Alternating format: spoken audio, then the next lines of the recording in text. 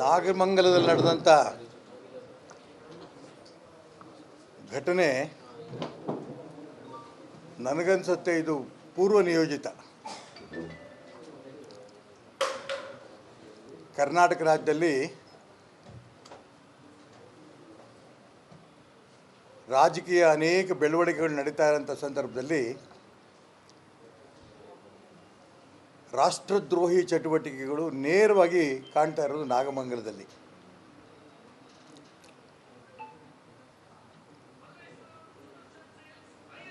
ಹಿಂದೂಗಳ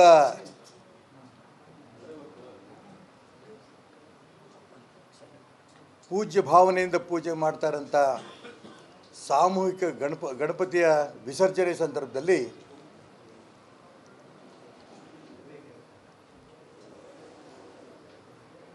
ಮಸೀದಿ ಮುಂದೆ ಯಾವುದೇ ಕಾರಣಕ್ಕೂ ಕೂಡ ಡೊಳ್ಳು ಬಾರಿಸಬಾರ್ದು, ಮಂಗಳವಾದ್ಯ ಬಾರಿಸಬಾರ್ದು, ಈ ರೀತಿ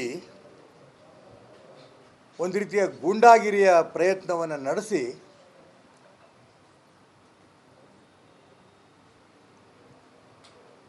ಶಾಂತಿಯಿಂದ ಹೋಗ್ತಾ ಇರೋಂಥ ಮೆರವಣಿಗೆ ಮೇಲೆ ಹಲ್ಲೆ ನಡೆಸಿದ್ದಾರೆ.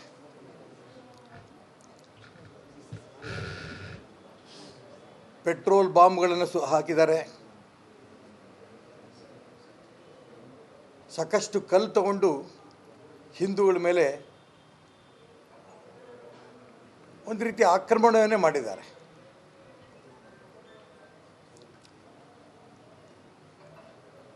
ಇತ್ತೀಚೆಗೆ ತಾನೇ ಒಬ್ಬ ಕಾಂಗ್ರೆಸ್ಸಿನ ನಾಯಕ ಐವಾನ್ ಡಿಸೋಜಾ, ಐವಾನ್ ಅಲ್ಲ ಅವನು, ಐವಾನ್, ಅವನು ಹೇಳಿಕೆ ಕೊಟ್ಟಿದ್ದ, ದೇಶದ ರೂಪದಲ್ಲಿ ಕರ್ನಾಟಕ ರಾಜ್ಯದಲ್ಲೂ ಕೂಡ ಗಲಭೆ ಆಗುತ್ತೆ ಅನ್ನೋಂಥ ರೂಪದಲ್ಲಿ ಸ್ಪಷ್ಟವಾಗಿ ಹೇಳಿಕೆ ಕೊಟ್ಟಿದ್ದ. ಅದು ಈ ಪಾಕಿಸ್ತಾನ್ ಪ್ರೇರಿತ, ಪಾಕಿಸ್ತಾನ್ ಮನೋಸ್ಥಿತಿಯ ಮುಸಲ್ಮಾನ್ ಗೂಂಡಾಗಳಿಗೆ ಒಂದು ರೀತಿಯ ಪ್ರೇರಣೆ. ಕರ್ನಾಟಕ ರಾಜ್ಯದಲ್ಲಿ ಕಾಂಗ್ರೆಸ್ ಸರ್ಕಾರ ಇದೆ, ನಾವು ಮುಸಲ್ಮಾನರು ಏನು ಬೇಕಾದ್ರೂ ನಡೆದ್ರೂ ನಡೆಯುತ್ತೆ, ಹಾಗಾಗಿ ಈ ದುಷ್ಕೃತ್ಯ ನಡೆಸಿದ್ದಾರೆ.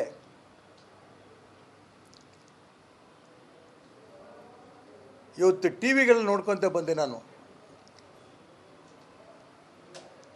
ಅಮಾಯಕ ಹೆಣ್ಮಕ್ಕಳು ಹೇಳಿಕೆಗಳು ಕೊಡ್ತಾರೆ. ನಮ್ಮ ಮನೆಯಲ್ಲಿ ರಾತ್ರಿ ಮಲಗದಂಥ ಗಂಡಸನ್ನ ಎಬ್ಬಿಸ್ಕೊಂಡು ಕರ್ಕೊಂಡೋಗಿದ್ದಾರೆ. ಇದು ಮಾನ್ಯ ಗೃಹ ಮಂತ್ರಿಗಳು ಒಂದು ಹೇಳಿಕೆ ಕೊಟ್ಟಿದ್ದಾರೆ. ಇದು ಸಣ್ಣ ಗಲಾಟೆ, ಯಾಕಿಷ್ಟೊಂದು ಸುದ್ದಿ ಮಾಡ್ತಿದ್ದೀರಿ ಅಂತ. ಗಣೇಶೋತ್ಸವದ ಮೇಲೆ ಪೆಟ್ರೋಲ್ ಬಾಂಬ್ಗಳನ್ನು ಹಾಕಿ ಹಲ್ಲೆ ಮಾಡಿದಂಥ ಗೂಂಡಾಗಳ ಬಗ್ಗೆ ಕ್ರಮ ತಗೋಬೇಕಾಗಿತ್ತು. ರಾಷ್ಟ್ರದ್ರೋಹಿ ಚಟುವಟಿಕೆಗಳು ತೊಡಗಿದಂಥ ಗೂಂಡಾಗಳನ್ನು, ಮುಸಲ್ಮಾನ್ ಗೂಂಡಾಗಳನ್ನು ನಾವು ಯಾವುದೇ ಕಾರಣಕ್ಕೂ ಬಿಡಲ್ಲ, ಅವ್ರ ಬಗ್ಗೆ ಕ್ರಮ ತಗೋತೀವಿ ಅನ್ನೋಂಥ ಮಾತನ್ನು ಗೃಹ ಮಂತ್ರಿಗಳ ಬಾಯಲ್ಲಿ ಬರಬೇಕಾಗಿತ್ತು. ಅದು ಬಿಟ್ಟು ಅಮಾಯಕ ಹಿಂದೂಗಳನ್ನು ಅರೆಸ್ಟ್ ಮಾಡಿದ್ದಾರೆ. ಆ ಟಿ ವಿನಲ್ಲಿ ಇವತ್ತು ನೋಡ್ತಾ ಇರೋಂಥ ಸಂದರ್ಭದಲ್ಲಿ ಬರ್ತಾ ಇರ್ಬೇಕಾದ್ರೆ ನಾನು ಟಿ ವಿಲಿ ನೋಡಿಕೊಂಡೇ ಬಂದೆ. ಆ ಹೆಣ್ಮಕ್ಳು ಭಯಭೀತರಾಗಿದ್ದಾರೆ. 52 ಜನ ಅರೆಸ್ಟ್ ಮಾಡಿದ್ದೀವಿ ಅನ್ನೋಂಥ ಮಾತನ್ನು ಪೊಲೀಸ್ ಇಲಾಖೆಯವ್ರು ಕೊಡ್ತಾ ಇದ್ದಾರೆ. ಯಾರು 52 ಜನ ಅವರು? ಅದರಲ್ಲಿ ಎಷ್ಟು ಜನ ಮುಸಲ್ಮಾನ್ ಗೂಂಡಾಗಳು ಯಾರು ಈ ದುಷ್ಕೃತ್ಯವನ್ನು ಮಾಡಿದ್ರು ಅವ್ರನ್ನ ಎಷ್ಟು ಜನಕ್ಕೆ ಅರೆಸ್ಟ್ ಮಾಡಿದ್ದೀರಿ?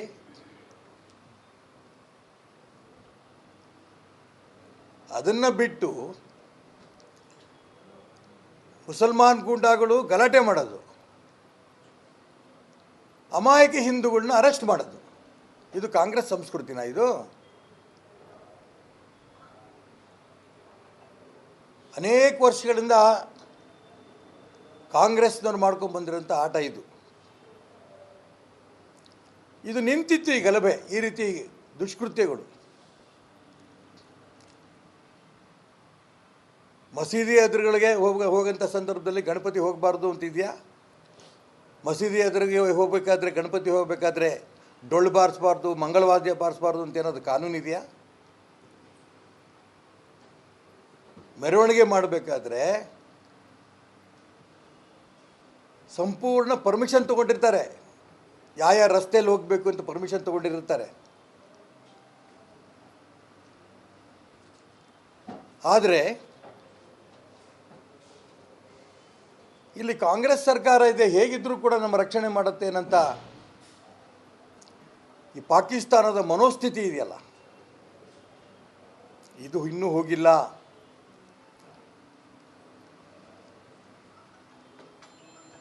ಮಾನ್ಯ ಮುಖ್ಯಮಂತ್ರಿಗಳು ಬದಲಾವಣೆ ಆಗಿದ್ದಾರೆ, ಸಂತೋಷ.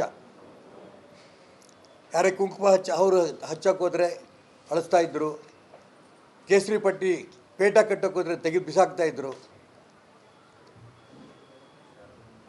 ಶ್ರೀಕೃಷ್ಣನ ದೇವಸ್ಥಾನಕ್ಕೆ ನಾನು ಹೋಗಲ್ಲ ಅನ್ನೋಂಥ ಮಾತುಗಳು ಆಡ್ತಾ ಇದ್ದರು. ಸಂಕಷ್ಟದಲ್ಲಿರೋಂಥ ಸಂದರ್ಭದಲ್ಲಿ ನನಗೆ ದೇವರೇನೇ ನನ್ನ ಕಾಪಾಡಬೇಕು ಅನ್ನೋಂಥ ಮಾತನ್ನು ಮನೆ ಮುಖ್ಯಮಂತ್ರಿಗಳು ಅರ್ಥ ಮಾಡಿಕೊಂಡ್ರು, ಸಂತೋಷ.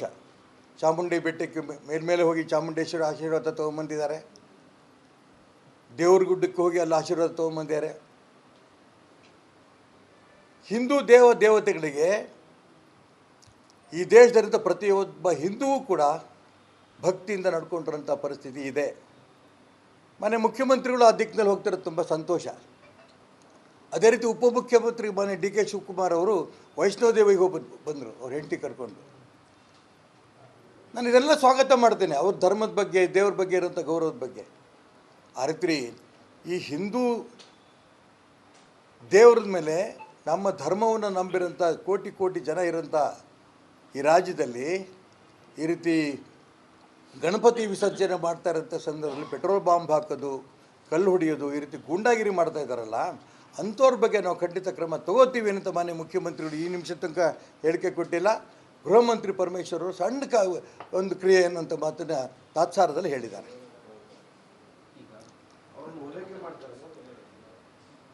ಓಲೈಕೆಯ ರಾಜಕಾರಣ ಇವತ್ತಿಂದಲ್ಲ, ಇದು ಮುಂಚೆಯಿಂದನೂ ನಡ್ಕೊಂಡೇ ಬಂದಿದೆ, ಮುಂದುವರೆದಿದೆ ಅದು. ನಾನು ಯಾಕಿದು ಈ ಮಾತನ್ನು ಹೇಳ್ತಾ ಇದ್ದೀನಿ ಅಂದರೆ, ಮುಖ್ಯಮಂತ್ರಿನೇ ಬದಲಾವಣೆ ಆಗಿರೋಂಥ ಸಂದರ್ಭದಲ್ಲಿ ಮುಸಲ್ಮಾನರನ್ನ ಸಂತೃಪ್ತಿಪಡಿಸಿ ಅವ್ರು ಓಟ್ ತೊಗೊಳೋ ದಿಕ್ಕಿನಲ್ಲಿ ಪ್ರಯತ್ನವನ್ನು ಅನೇಕ ದಿನ ನಡ್ಕೊಂಡು ಬಂದಿದ್ದಾರೆ. ಹಿಂದೂಗಳು ತೊಂದರೆ ಕೊಟ್ಕೊಳ್ತಾ ಬಂದಿದ್ದಾರೆ, ಮುಂದುವರಿತಾ ಇದ್ದಾರೆ. ಅದ್ರ ಬಗ್ಗೆ ನಾನು ಹೇಳಕ್ಕೆ ಹೋಗಲ್ಲ. ಆದರೆ ಮನೆ ಮುಖ್ಯಮಂತ್ರಿಗಳು ಧರ್ಮದ ಬಗ್ಗೆ, ದೇವ್ರ ಬಗ್ಗೆ ಶ್ರದ್ಧೆ ಇರೋಂಥ ಈ ಸಂದರ್ಭದಲ್ಲಿ ಈ ರೀತಿ ಅದೇ ದೇವ್ರ ಬಗ್ಗೆ, ಅದೇ ಧರ್ಮದ ಬಗ್ಗೆ ನಂಬಿಕೆ ಇಟ್ಟಿರೋಂಥ ಕೋಟಿ ಕೋಟಿ ಹಿಂದೂಗಳಿಗೆ ಆಘಾತ ಆಗ್ತಾ ಇರೋಂಥ ಸಂದರ್ಭದಲ್ಲಿ ಈ ಘಟನೆ ನಡೆದಿದೆ. ಇಂಥ ಸಂದರ್ಭದಲ್ಲಿ ನಿಜಕ್ಕೂ ಕೂಡ ಆ ದೇವರು ನೋಡ್ತಾರೆ. ಇವರೇನು ಕಾಂಗ್ರೆಸ್ನವರು, ಮುಖ್ಯಮಂತ್ರಿಗಳು, ಗೃಹ ಮಂತ್ರಿಗಳು ಏನು ಕ್ರಮ ತಗೋತಿದ್ದಾರೆ? ಪೆಟ್ರೋಲ್ ಬಾಂಬ್ ಹಾಕಿ ಒಂದು ರೀತಿ ಗಲಭೆಯನ್ನು ಮಾಡ್ತಾ ಇರೋಂಥ ದುಷ್ಕೃತ್ಯಗಳು ಮಾಡ್ತಾ ಇರೋಂಥ ಗೂಂಡಾಗಳ ಬಗ್ಗೆ ಏನು ಕ್ರಮ ತಗೋತಾರೆ? ಅದ್ರ ಮೇಲೂ ಕೂಡ ಇವರು ಏನು ಸಂಕಷ್ಟದಲ್ಲಿದ್ದಾರಲ್ಲ, ಅದ್ರ ಪರಿಹಾರ ಇವರು ಏನು ಮಾಡ್ತಾರೆ ಅನ್ನೋದ್ರ ಮೇಲೆ ಇದೆ, ಅದ್ರ ಪರಿಣಾಮ ಬೀರುತ್ತೆ. ನಾನು ಅದಕ್ಕೋಸ್ಕರ ಮುಖ್ಯಮಂತ್ರಿಗಳಿಗೆ, ಉಪಮುಖ್ಯಮಂತ್ರಿಗಳಿಗೆ, ಗೃಹ ಮಂತ್ರಿಗಳಿಗೆ ಪ್ರಾರ್ಥನೆ ಮಾಡ್ತೇನೆ, ಯಾವ ಮುಸಲ್ಮಾನ್ ಗೂಂಡಾಗಳು ಈ ದುಷ್ಕೃತ್ಯವನ್ನು ನಡೆಸಿದ್ದಾರೆ ಅವ್ರನ್ನ ತಕ್ಷಣ ಅರೆಸ್ಟ್ ಮಾಡಬೇಕು. ರಾಷ್ಟ್ರದ್ರೋಹಿ ಕೃತ್ಯವನ್ನು ಮಾಡಿರೋಂಥ ಯಾವ ಸೆಕ್ಷನ್ ಮುಖಾಂತರ ಅವ್ರನ್ನ ಅರೆಸ್ಟ್ ಮಾಡಬೇಕು, ಅವ್ರಿಗೆ ಜೈಲಿಗೆ ಕಳಿಸ್ಬೇಕು, ಮತ್ತು ಅವ್ರ ಬಗ್ಗೆ ಸರಿಯಾದ ಕ್ರಮವನ್ನು ತಗೋಬೇಕು.